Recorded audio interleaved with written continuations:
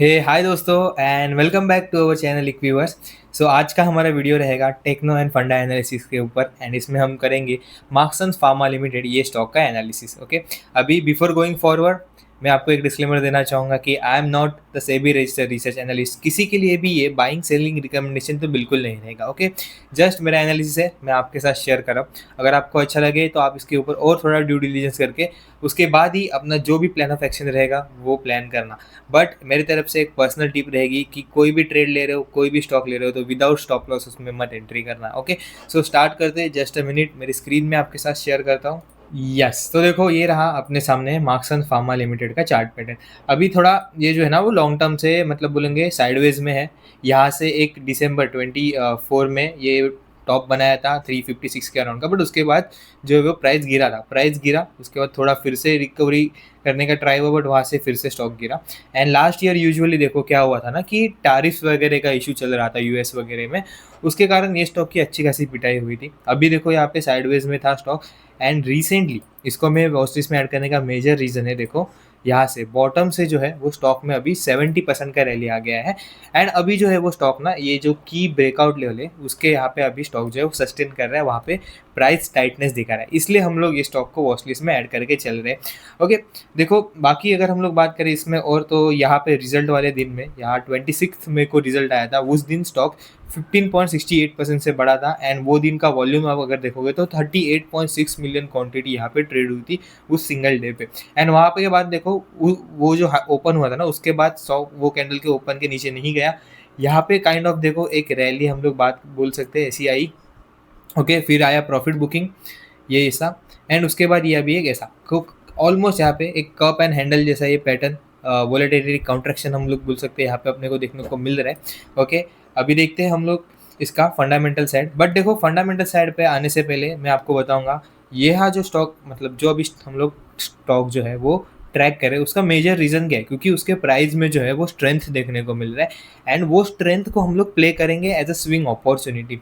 Fundamental देखो मैं आपके साथ शेयर करो, बिजनेस अच्छा है एंड बिजनेस अच्छा होने के बाद क्या होता है कि कभी कभी आप बायस हो सकते, तो वहाँ इसीलिए मैं आपको बोलूँगा कि मैं ये स्टॉक को कैसे अप्रोच करूँगा। देखो यहाँ पे अभी ऐसा ट्रेड हो रहा है, अगर ये साइडवेज पैटर्न में ऐसा ट्रेड हो रहा है ना, टाइटनेस दिखा रहा है, तो मैं इसको वॉच लिस्ट में ऐड करके चल रहा हूँ। उसके बाद अगर ब्रेकआउट आ रहा है तो भी मैं इसको ट्रैक करूँगा, शायद मेरी एंट्री भी हो सकती है।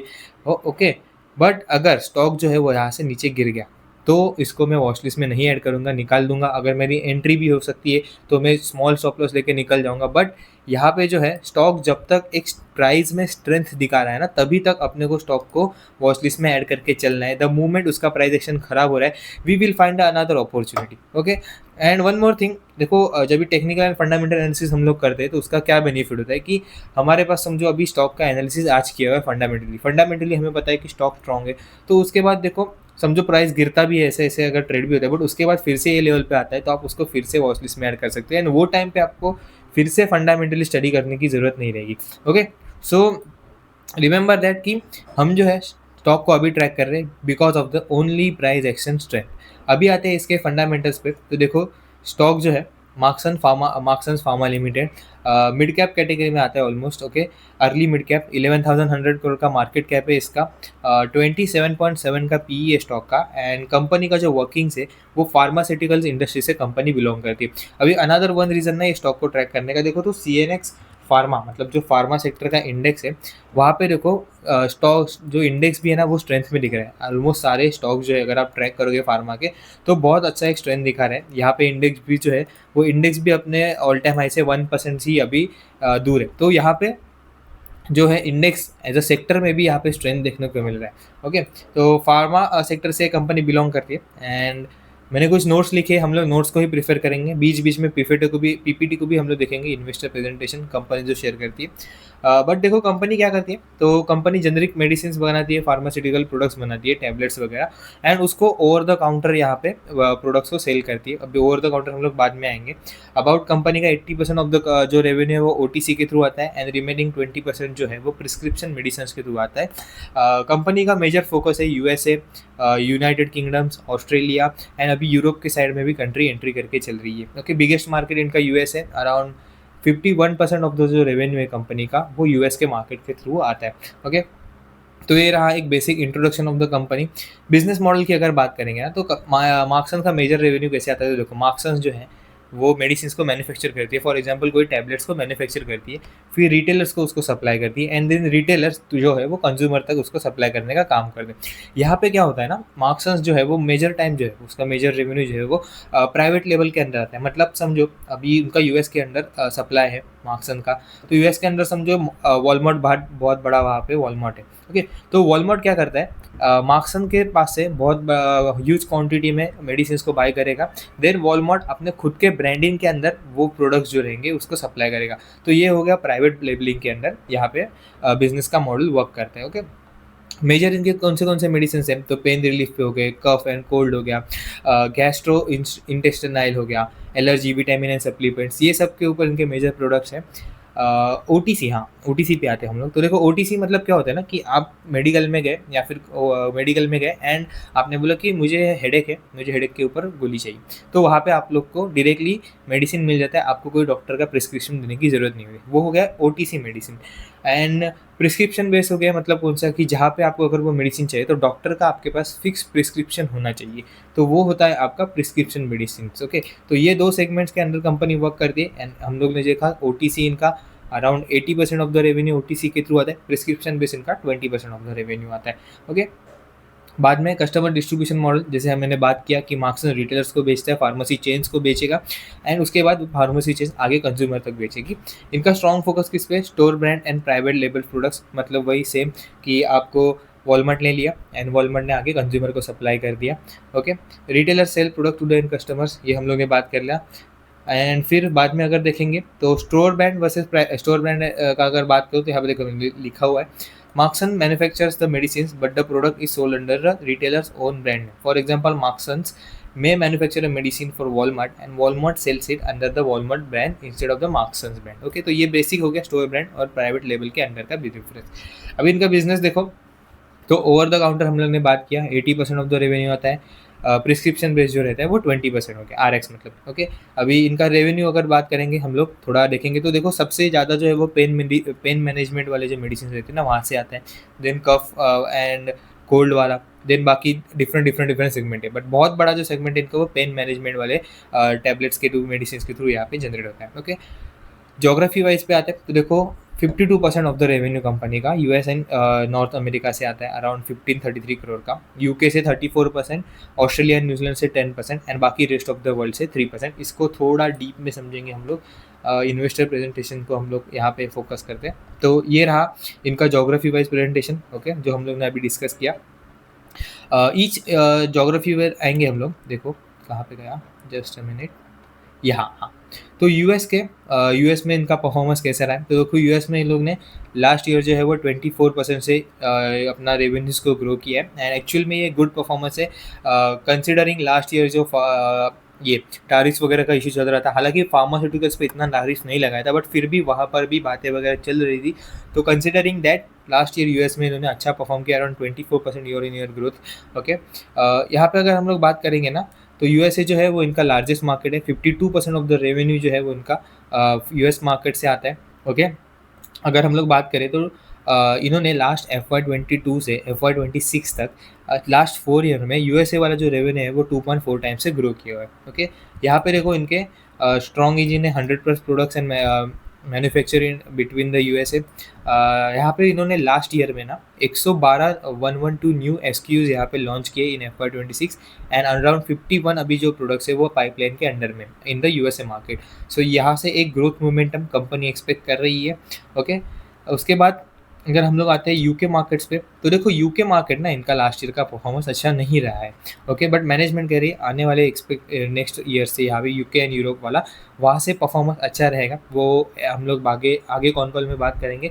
पर यूके मार्केट पे अगर हम लोग थोड़ा समझें तो देखो इनके जो है वो 18 प्रोडक्ट्स लास्ट ईयर अप्रूव्ड हुए, उस 30 फाइलिंग्स किए थे इन्होंने FY26 में, जिसमें से 24 awaiting approvals for as of 31 March 2026 and 200 products जो है वो आने वाले नेक्स्ट 4 ईयर्स में और भी यहाँ पे फाइल्ड किए जाएंगे। ओके, तो ये रहा इनका यूके मार्केट के ऊपर 34% का इनका रेवेन्यू जो है वो यूके एंड यूरोप के मार्केट से यहाँ पे जनरेट होता है।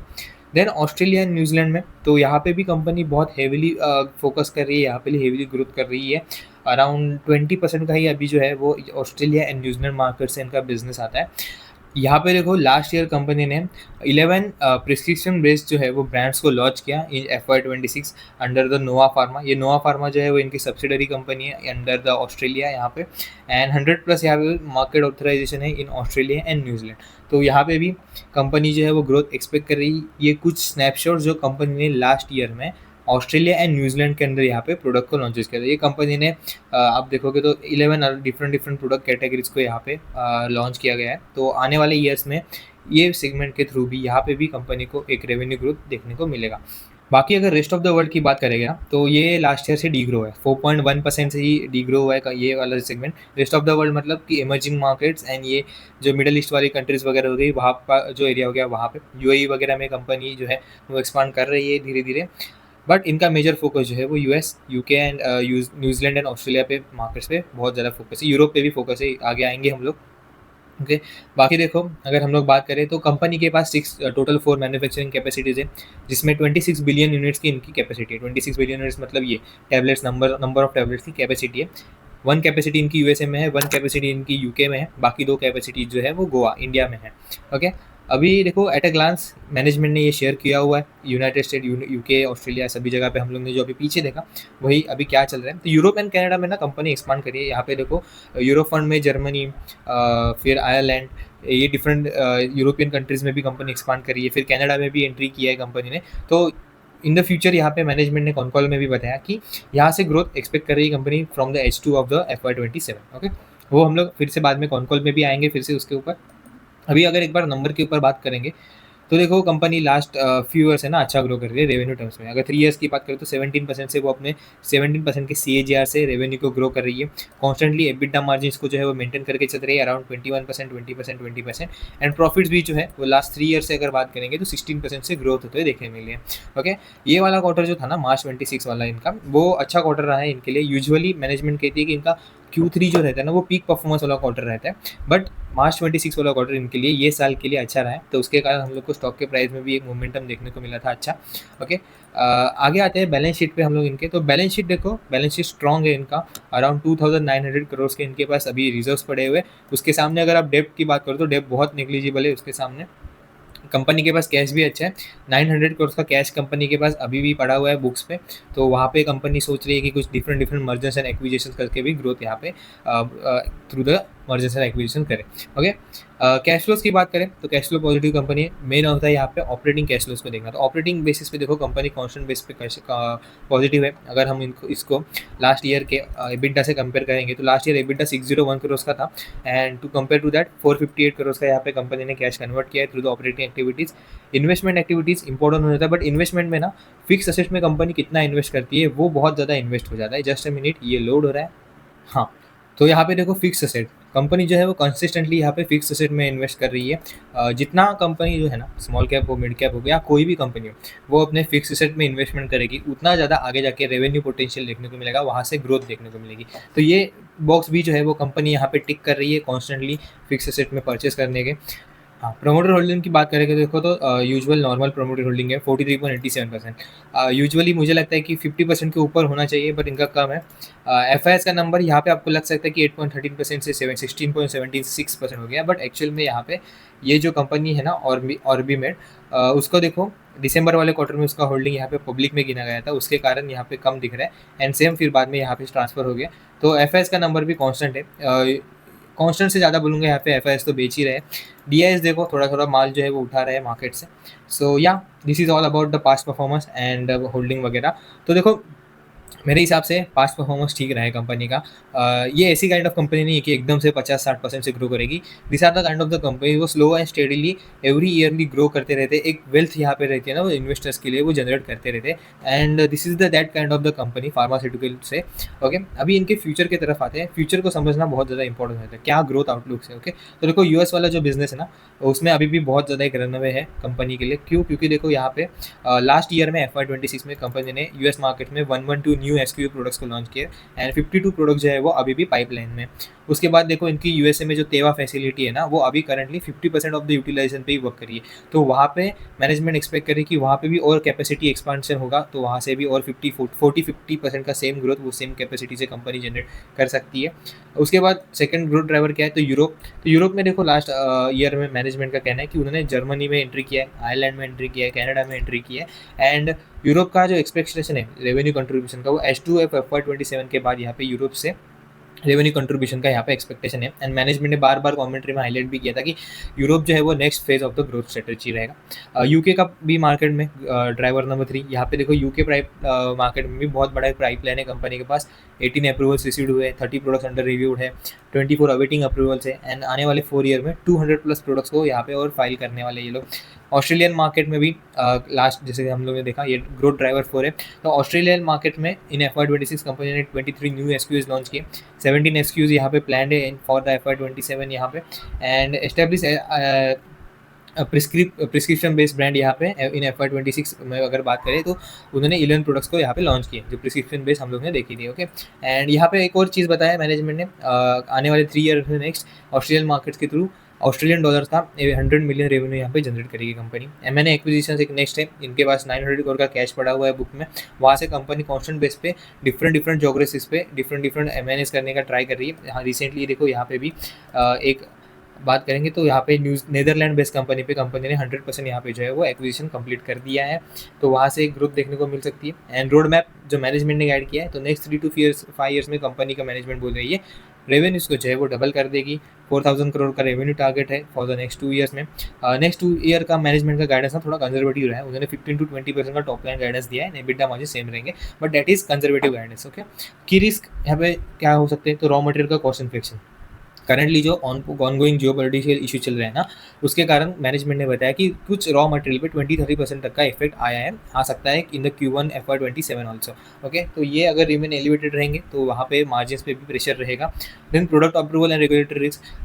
फार्मा वाले बिजनेस में ना प्रोडक्ट्स जो रहते हैं उसको अप्रूवल में टाइम लगता है, US FDA के प्रोडक्ट अप्रूवल US मार्केट के लिए, फिर डिफरेंट जोग्राफी के लिए डिफरेंट वहाँ के अथॉरिटीज़ के अप्रूवल्स लेने पड़ते हैं। तो यहाँ पे अगर डिले होता है तो मैनेजमेंट का जो रेवेन्यूज़ है वो डिले हो सकते हैं, मैनेजमेंट का जो टारगेट्स है वहाँ पे डिले देखने को मिल सकता है। देन एग्जीक्यूशन रिस्क तो हमेशा रहती है, आप न्यू जोग्राफी में जाते हो, जैसे लास्ट ईयर इन्होंने जर्मनी, कनाडा, आयरलैंड एंड अभी और भी यूरोपियन कंट्रीज में एक्सपांड करने का सोच रहे हैं, तो वहाँ पे हमेशा की एग्जीक्यूशन रिस्क हमेशा रहती है, तो ये एक रिस्क भी लेके चलनी है। Okay, so on that front अगर मैं फंडामेंटली बात करूँ ना मार्क्सन के बारे में, तो देखो कंपनी जो है वो परफॉर्मेंस अच्छा है। ओके, पास्ट ईयर का परफॉर्मेंस अच्छा है, कंपनी की बैलेंस शीट अच्छी है, डिसेंट नंबर से कंपनी ग्रो कर रही है, कॉन्स्टेंटली नंबर ग्रो कर रही है। ओके, बट मेरे लिए इंपॉर्टेंट हो जाता है कि प्राइस का स्ट्रेंथ, अगर प्राइस में स्ट्रेंथ है तो ही मैं कंपनी को ट्रैक करूँगा एंड तो ही मैं ये कंपनी में ट्रेड करूँगा। प्राइस में स्ट्रेंथ नहीं है, जिस मोमेंट पे समझो अगर ये स्टॉक का प्राइस ऐसे चला गया ना ऐसे नीचे, तो फिर मेरे लिए कोई सेंस नहीं बनता कि वो स्टॉक में ट्रेड करने का, तो मैं क्यों मेरा टाइम वेस्ट करूँ। स्विंग ट्रेडिंग में हमें क्या चाहिए, एक क्विक मोमेंटम। जब तक अगर समझो ये प्राइस एक्शन ऐसा टाइट रेंज में ट्रेड कर रहा है या फिर ब्रेकआउट देके ऊपर चल रहा है, दैट इज़ द मतलब हम लोग बोल सकते हैं कि देन हम लोग इसको ट्रैक करके या फिर ट्रेड करके चल सकते हैं। द मोमेंट इसका प्राइस एक्शन प्राइस स्ट्रेंथ खराब हो जाएगा, यहाँ पे मैं प्रीफर नहीं करूँगा इसको ट्रेड करने का। फिर अगर बाद में फिर से की ब्रेकआउट लेवल पे आता है तो मैं इसको ट्रैक करूँगा। Okay, so yes, that's all for my side. किसी के लिए भी बाइंग सेलिंग रिकमेंडेशन नहीं रहने वाला है, प्लीज़ आप अपने से भी ड्यू डिलिजेंस करके चलना। Okay, so have a nice day guys, take care, thank you.